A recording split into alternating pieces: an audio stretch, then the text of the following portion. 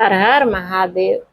मैना माता द्वारा भगवान शिव का परिछावन और पार्वती विवाह प्रसंग। नारद जी कहते हैं, भगवान शिव प्रसन्नचित हो अपने गणों, समस्त देवताओं तथा अन्य लोकों के साथ कौतूहल पूर्वक गिरिराज हिमवान के धाम में गए। हिमाचल की श्रेष्ठ पत्नी मैना भी उन स्त्रियों के साथ घर के भीतर गई और शंभु की आरती उतारने के लिए हाथ में दीपक को से सजी हुई थाली लेकर सभी ऋषि पत्नियों तथा अन्य स्त्रियों के साथ आदर पूर्वक द्वार पर आई। वहां आकर मैना ने संपूर्ण देवताओं से सेवित गिरिजापति महेश्वर शंकर को, जो द्वार पर उपस्थित थे, बड़े प्यार से देखा। उनकी अंग कांति मनोहर चंपा के समान थी। उनके एक मुख और 3 नेत्र थे। प्रसन्न मुखारविंद पर मंद मुस्कान की छटा छा रही थी। वे रत्न, स्वर्ण आदि से विशोभित थे। गले में माला की सुंदर रत्नमय मुकुट धारण करने से उनका मुखमंडल उज्जवल प्रभा से उदासित हो रहा था। कंठ में हार आदि सुंदर आभरण शोभा दे रहे थे। मनोहर, विचित्र एवं बहुमूल्य युगल वस्त्र से उनकी बड़ी शोभा हो रही थी। चंदन, अगर, कस्तूरी तथा मनोहर कुमकुम के अंग राग से उनके अंग विभूषित थे। उनके दोनों नेत्र सुशोभित थे। उन्होंने अपनी प्रभा से सबको अत्यंत मनोहर जान पड़ते थे। अत्यंत तरुण, परम सुंदर और आभरण भूषित अंगों से सुशोभित थे। अत्यंत कमनीय प्रतीत होते थे। उनमें व्यग्रता का अभाव था। उनका मुखारविंद कोटि चंद्रमाओं से भी अधिक उज्ज्वल था। श्री अंगों की छवि कोटि कामदेवों से भी अधिक अंगों से परम सुंदर थे। ऐसे सुंदर रूप वाले उत्कृष्ट देवता भगवान शिव को जमाता के रूप में अपने सामने खड़ा देख मैना की सारी शोक चिंता दूर हो गई। वे परमानंद सिंधु में निमग्न हो गई और अपने भाग्य की गिरिजा राज हिमवान की और उनके समस्त कुल की भूरी भूरी प्रशंसा करने लगी। उन्होंने अपने आप को कृतार्थ माना और वे बारंबार हर्ष का अनुभव करने लगी। सती मैना का मुख प्रसन्नता से खिल उठा था। वे अपने दामाद की शोभा का सानंद अवलोकन करती हुई उनकी आरती उतारने लगे। गिरिराज की कही हुई बात को बारंबार याद करके मैना को बड़ा विस्मय हो रहा था। वे हर्षोत्फुल्ल मुखारविंद से युक्त हो मन ही मन यूं कहने लगी, पार्वती ने मुझसे पहले जैसा बताया था उससे भी अधिक सौंदर्य मैं इन परमेश्वर शिव के अंगों में देख रही हूँ। महेश्वर का मनोहर लावण्य इस समय अवर्णनीय है।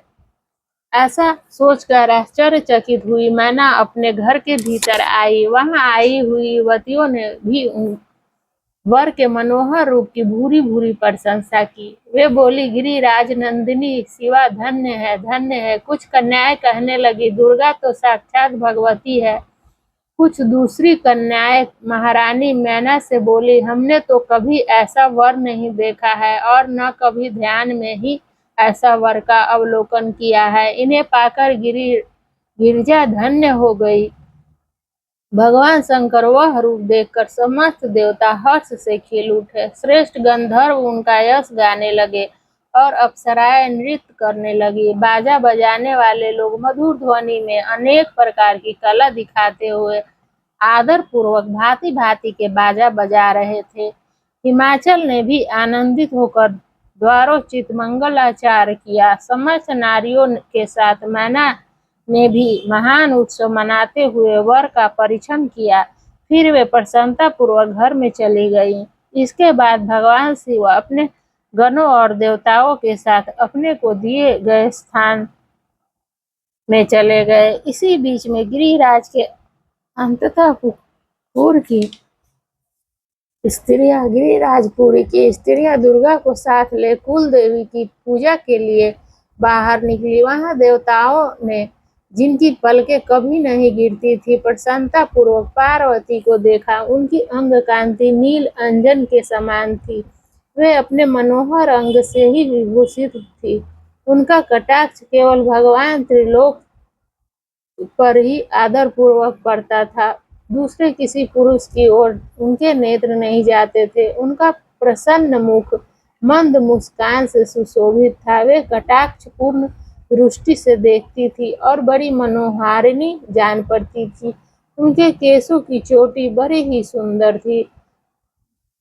कपोलों पर बनी हुई मनोहर पत्रभंगी उनकी शोभा बढ़ाती थी। ललाट में कस्तूरी की बेदी के साथ ही सिंदूर की बिंदी शोभा दे रही थी। वक्षस्थल पर श्रेष्ठ रत्नों के सारभूत हार से दिव्य दीप्ति छिटक रही थी। रत्नों के बने हुए केयूर, वलय और कंकण से उनकी भुजाएं अलंकृत थी। उत्तम रत्नमय कुंडलों से उनके मनोहर कपोल जगमगा रहे थे। उनकी दंतपत्ति मणियों तथा रत्नों की प्रभा को छीने लेती थी और मुख की शोभा बढ़ाती थी। मधु से पूरित अधर और ओष्ठ समान लाल थे। दोनों पैरों में रत्नों की आभा से युक्त महावर शोभा देता था। उन्होंने अपने एक हाथ में रत्न जटित दर्पण ले रखा था और उनका दूसरा हाथ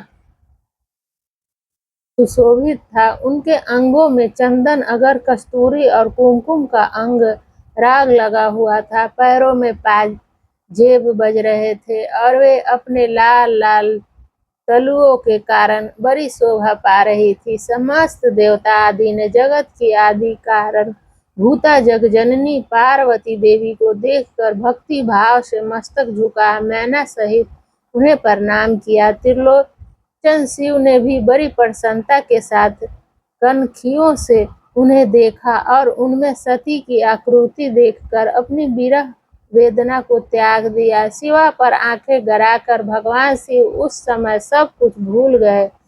उनके सारे अंगों में रोमांच हो आया। वे हर्ष का अनुभव करते हुए गौरी की ओर देखने लगे। गौरी उनकी आंखों में समा गई थी। इधर कालीपुरी से बाहर जाकर अंबिका देवी की पूजा करने के पश्चात ब्राह्मण पत्नियों के साथ पुनः अपने पिता के रमणीय भवन में लौट आई।